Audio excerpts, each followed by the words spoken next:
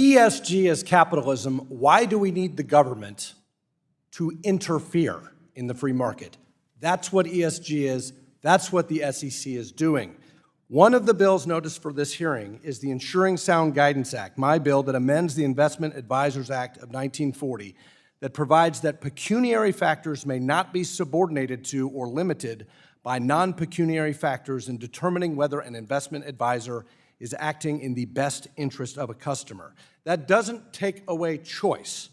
It merely says that if you want to invest in an ESG fund, it should be disclosed, and that this fund is not designed to maximize returns.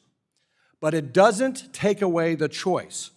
Now, as you have heard earlier, ESG defenders in this hearing and elsewhere have responded with hysterics, even invoking Trotsky to conflate non-owner stakeholders, woke institutional investors, and proxy advisory firms for bona fide shareholders.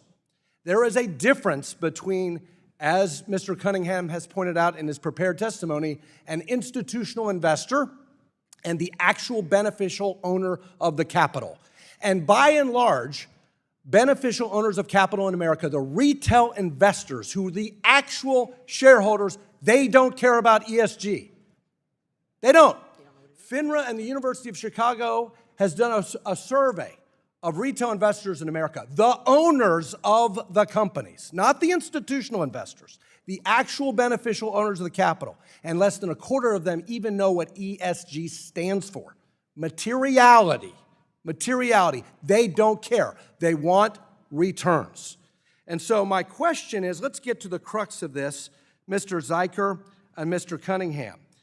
You heard my friend from Minnesota, my former colleague, say, quote, ESG best practices and high market returns can go hand in hand. My friend from Illinois, who is a defender of ESG, says this all the time. What is it? Is ESG investing actually compatible with maximizing pecuniary returns, Mr. Cunningham?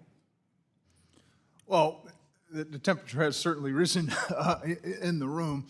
ESG investing is a loaded term, and if you're just solely guided by certain aspects of it, that is not the route to long-term economic prosperity. It's Mr. Copeland? Two different lanes. Mr. Copeland, ESG investing consistent with maximizing returns? When social and political issues are prioritized over financial performance, is that conducive? Is that compatible with maximizing returns? It's incompatible with maximizing shareholder returns in the long run. Mr. Zeiker? Well, it is incompatible in the long run because imposing artificial constraints on investment choices cannot be consistent with the maximization of long-run returns. I will say, however, Congressman, that that's not quite the right question. The right question, which we've kind of dodged in this hearing thus far, is not whether people have the right to invest in ESG initiatives, however those are defined. The issue is whether regulatory agencies should be creating conditions in which they are forced to do so.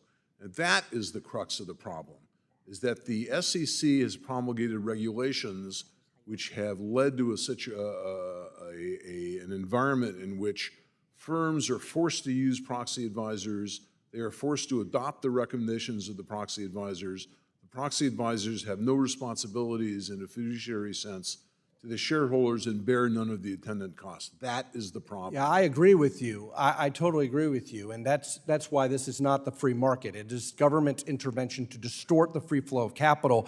Mr. Copeland, let me finish with you on what the prudential bank regulators are doing. The Fed is pursuing a climate scenario analysis pilot program. The OCC, FDIC have all promulgated draft principles for climate-related financial risk management. NCUA has separately begun assessing climate risks. Is this effort about assessing climate-related financial risk, or is it about creating financial risk for energy companies by redirecting capital away from those energy companies?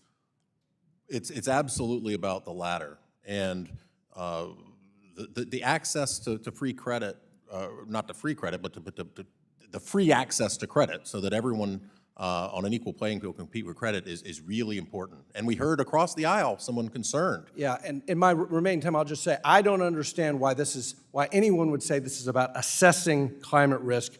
Increasing energy prices does not stabilize the economy.